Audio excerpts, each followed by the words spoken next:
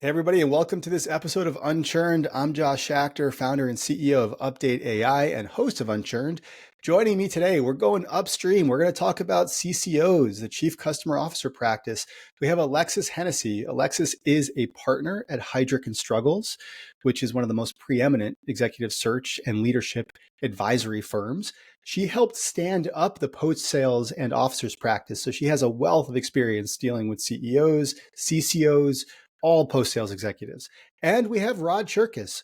Rod is the CEO of Hello CCO and is a highly well-respected consultant and advisor to CCO practices, partly because he wrote the book on being a CCO called The Chief Customer Officer Playbook, which is a great read.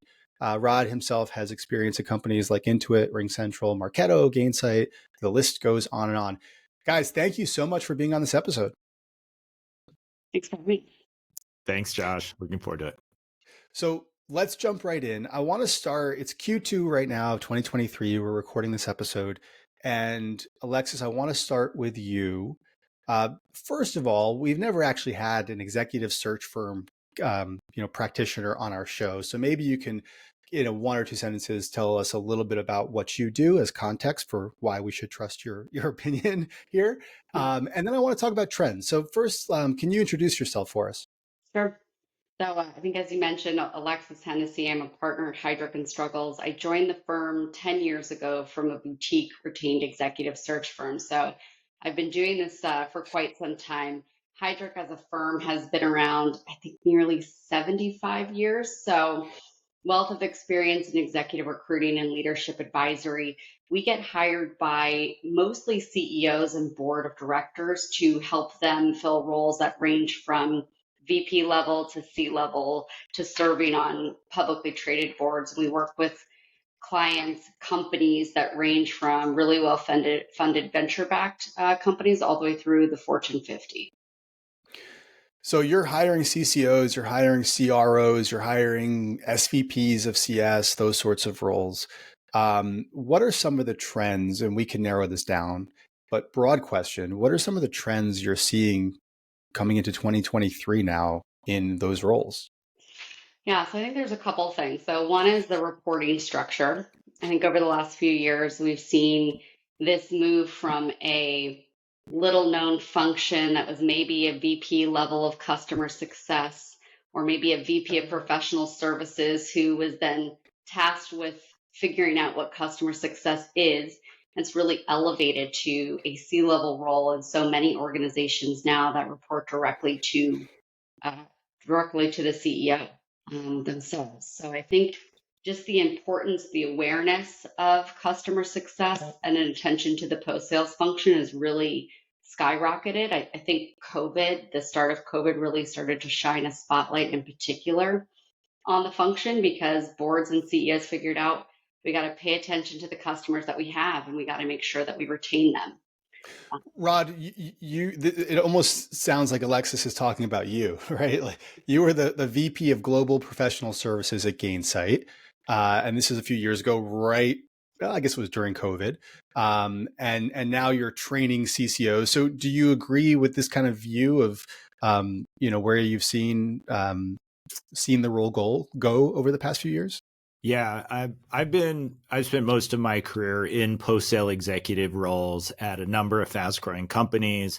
I've been a CCO, I've been a VP, an SVP at all different levels in an organization, sometimes responsible, as Alexis said, for all of the post-sale teams like professional services and support and customer success, and at other times individual. And what's changed in the last couple of years has been the importance of having a customer-facing executive on the C staff that can help be the face of customers into the many short-term and long-term decisions that a company is making. There's also a lot more operational responsibility expected from this leader that has teams of people. Often they have P&L responsibilities, increasingly responsible for retention rates and expansion.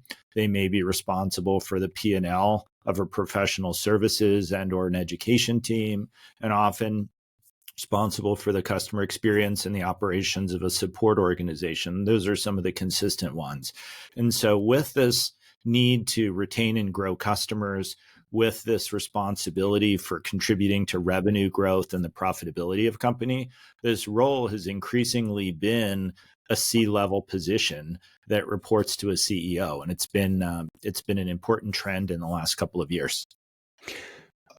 Alexis, is this change now? Are CEOs and boards struggling to kind of figure out how to bring a CCO into that higher echelon of the organization? Do they need a lot of guidance, or do they immediately kind of get it and know the role that a chief customer officer can play at the highest level of a company?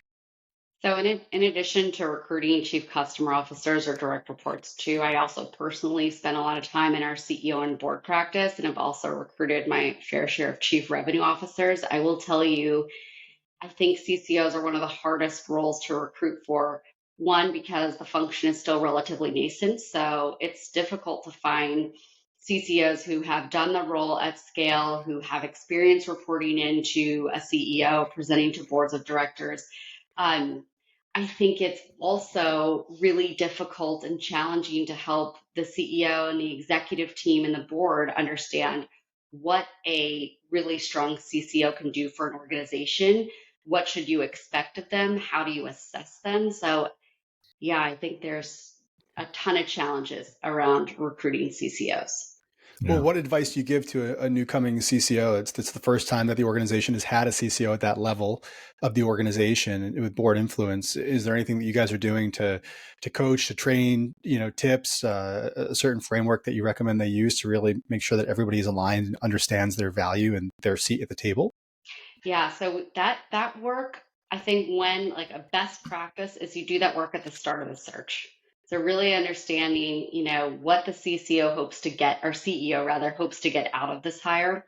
What do they really think the value of their CCO will be? What sort of things will this person drive over the first year, 2 years, 3 years, and making sure we have that alignment up front. Yeah. Go ahead, Rod. I was just going to add, that was one of the reasons that I wrote the book.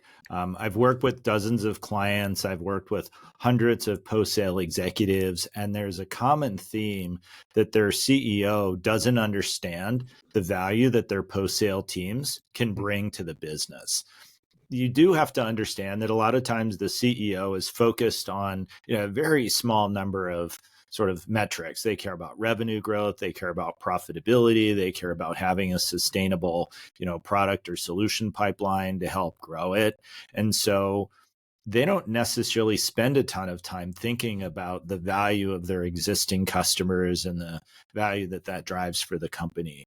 So, one of the reasons behind writing the Chief Customer Officer Playbook was thinking of the audience of CEOs and board members to help explain what they should expect from a leader. What are the skills they should be looking for when they're interviewing or when they have someone in place and they want to help continue to develop them? And what are some of the metrics that they should be expecting these leaders to be delivering for the organizations? Rod, what are some of the skills, in your opinion, and what you've written about in the book, that are most important for a top CCO candidate to have? Yeah. Well, one of the biggest changes from individuals that are running functional teams to when you're a CEO, to a chief customer officer, is the fact that your team is no longer your direct reports. You're now part of the e-staff. And so you need to take a company point of view. So one of the skills around that is around cross-functional collaboration and being able to get things done through others. Customer executives tend to not always have all the resources that they need in their organizations, yet they need to be able to drive company level outcomes like improved retention rate or customer experiences, which often depend highly on working collaboratively with your sales organization or working collaboratively with your product team. So in my book, I outline a number of skills and sort of strategies for being able to get things done at a company level. And I think a second key, in the book, I talk about 8 strategies as part of this chief customer officer maturity model. A second one that's important is the ability to tell stories and communicate effectively to different levels in an organization. So you need to be able to level up and explain to your board and to your CEO and their staff both what you're doing, and also communicate a lot of the customer facing experiences. Like, how do your customers use your solution? What are some of the ways that they find value? How does your team contribute to delivery of that value in terms of saving customers, in terms of growing customers, in a way that people can understand, that isn't just taking a look at charts and taking a look at, kind of bullets on a slide, but really bringing it to life, and also being able to tell stories to your customers about how other customers are getting value. Rod, you brought up a term there that's a trigger word for me. I've been on this kick recently of storytelling. I just think it's so important in the CS realm, because you are that connective tissue between the customer and the company. And so, Alexis, my question is then, storytelling is a big part of the role. Are there ways that you're looking for how a top candidate is, you or the company that you represent is looking for the ways that a top candidate communicates, maybe tells stories or maybe communicates in some other way that is going to make sure that that is going to ensure that they are going to have the gravitas and the ability to communicate effectively, in both directions? So I think after you do a job like mine for a number of years, there's this pattern recognition, right, that starts to play in. But short of that, I mean, the chief customer officer role, it's tough, right? You have to be operational, like Rod talked about. There's P&L responsibility. You have to be technical. You have to be highly empathetic, and I think the storytelling or sort of plays into the commercial aspect of what a chief customer officer should also be bringing to the table. So I think as a person who assesses and tries to figure out if somebody is ready for a chief customer officer role, and if so, are they ready for this chief customer officer role? Those are all the aspects that I'm constantly looking at. Some of the things that I would say that come through just in conversations with recruiters, whether it's somebody like me or somebody talking to an internal recruiter from an organization, is thinking about how you tell your own story. Mm-hmm. I personally like when I hear somebody walk me through a role or a time at a company where they say, I came into the organization, this was my mandate, here were the 2 or 3 big levers I pulled, and then here were the outcome. And if you can weave your data into those answers, I think it's just a really powerful, that's a powerful story in and of itself. I imagine that you said if you can weave your data. I would imagine that you have to weave your data into those stories, right? Yeah. Rod, go ahead. I was just going to add, I think the use of examples with real customers or real names, or if you were interviewing, it might be, what was the situation, rather than explaining what you would do in a situation, you can bring it back. And the chief customer officer can often weave in stories of how their customers are finding value. So for example, I'm working with a client who had their customer success managers go and do site visits, and they were taking pictures and they were taking videos of their customers sort of using their solution. It's a scanner solution for sort of inventory tracking and checkout. And so you could physically go in and watch, for example, people who are putting their inventory on a truck try to use their solution. But what happened was, because it was a mobile device and the drivers were required to wear driving gloves, that the driving gloves weren't able to manipulate the phone. So they had to physically cut the end of their gloves off so that their fingertips could hit that. It was like, you wouldn't possibly know. Why aren't they using their solution more? It's because they physically couldn't use it the way that their company was requiring them to wear driving gloves. So it's part of the experience of understanding your customers. And then part of it is bringing it back of, hey, how are our customers experiencing it? And you can do others where you visit a store and see how they're benefiting, or how customers are expanding the use when you start to see those. But you can bring it back and tell those stories to different audiences. That gives people who don't spend a lot of time, for example, with customers, an appreciation for the value they get or the challenges they have. And by the way, Rod, bringing back stories, I've heard you tell that story before, right? About the truck driver gloves. But I love that, right? Like you don't need that many stories in your repertoire. You're always speaking to different audiences, but like just get it down and it's memorable. I vividly remember the last time we talked about that story. And I think it is such a wonderfully demonstrative story.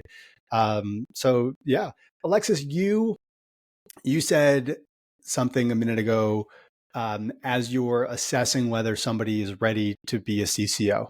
So that would be when you're looking at candidates who are climbing the ladder themselves. It's not really a lateral hire for them.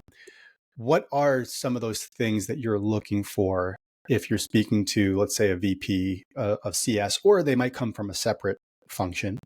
That you're saying like, yeah, this person is ready to take that next level in their career. And I think to preface that, tell us a little bit about like the segmentation of the roles, because you might be like Heidrick Struggles works with Fortune 100 customers, right? So it may be different than a CCO for a Series A company, for example. Yeah, absolutely. I think there is, even if someone's been a wildly successful chief customer officer inside of a Fortune 50, I probably would not think that they're qualified to go and be a CCO of a Series A, right? So I'm constantly looking for ability to scale up and scale down, right? But I think scale in and of itself, like have you managed a team size of comparable size? I think that is a big one. Even more so than have you managed a renewals number of a certain size. It's really the team size, the complexity of that team size, or the team, what functions we're reporting in. And then I think it depends on the company itself, where it is in its life cycle, where it is in its maturity of its post-sales organization. So sometimes, if you're recruiting for a cybersecurity company, they're really big on finding chief customer officers who have some relevant domain expertise or will understand the end user, understand the technical nature of the product. If it's a B2C company, they actually might want somebody who has overseen marketing in addition to customer service and support. So it really depends on the company itself. And that's what people have to keep in mind. And I think just show an enormous amount of self-awareness to say, am I right for this role? Or am I checking some of the boxes, and can I own in the interview process the boxes that I don't check and be thinking about how I would compensate for that, right? I think that is one of the most powerful things that somebody can do in an interview process who is going to be considered a step up candidate in some way. The reason that, so by background, I'm a product manager. And the reason I got into product management was I was coming out of my first startup, but I was looking at like profiles just literally on LinkedIn of types of folks that, were in roles that I ultimately wanted to be in 10, 15 years down the line, which was like a general manager of a tech company type of role. And I looked and I saw this is at this time, 15 years ago, basically this pathway of well, a lot of people come from product management or marketing management, and then, triangulated that with my skills, and product management was where I decided to take my first step. Do you see any patterns, Alexis, with like where people have originated and how they've navigated the tree of making their way to becoming a successful CCO candidate? Yeah, I'm glad to say this, but I think as time has gone on, it's become more diverse in terms of the backgrounds that find their way to chief customer officers. And Rod, I know you've seen this as well. I think it used to be, professional service executives who could get out of that, PS mindset and sort of start thinking a bit more holistically about post sales were the best bet in terms of, becoming chief customer officers. Now I think there's a whole generation of people who have grown up as a CSM who are starting to become viable for chief customer officer roles. So that's interesting. But I do think if there's a blend of somebody who's touched product or has been an engineer and is technical themselves as a foundation, they make really attractive chief customer officer candidates. Yeah. Rod, any thoughts on your end? Yeah, I interviewed as I was writing the book several dozen chief customer officers and asked them about their career paths. And there were two trends that I wanted to share in particular. One was there was hardly anybody that had the same functional experience from like frontline through a director to VP, and then they become a CCO. There was a lot of moving between organizations where they may have been a salesperson, or maybe they worked in services and then they went to success management, or maybe they had an operational role. But there was exposure to different functional teams and the different sort of operating mechanisms that they had.